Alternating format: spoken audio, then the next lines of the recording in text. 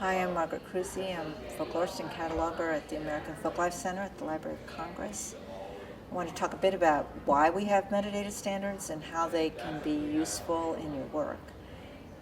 Metadata standards encourage and really require that you do things consistently.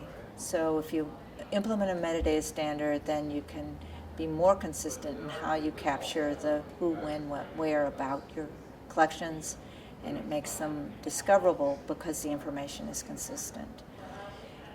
Metadata standards enable you to share your information with other repositories or within your own repository, and to share it with your patrons and researchers.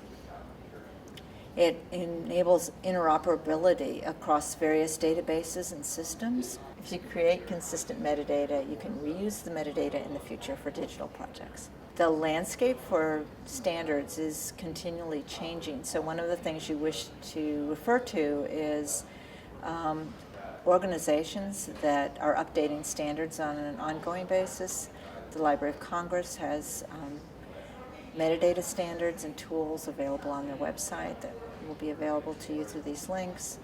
In addition to that, there are a number of important standards organizations. The Society for American Archivists creates standards, including DACS, Describing Archives, a content standard, which are used in archives. The Audio Engineering Society creates the standards for broadcast audiovisual materials. And as much as possible, you should be aware of these organizations, the standards that they are making available to you, which are essentially tools that you can use to maintain consistency in your own archive. An important standard, data structure standard, is Dublin Core, which is available online, freely available, and it consists of 15 data elements, including title, creator, location, and date among the 15. And this is widely used because it is relatively simple data structure. But what you need to keep in mind is, in your own repository or archive, that you need to have a content standard to use within that data structure. You need to spend some time thinking about what rules are you going to apply to how you create titles for your archival objects. For audiovisual materials, it's really important frequently to have more information in a title than you would in a paper-based collection.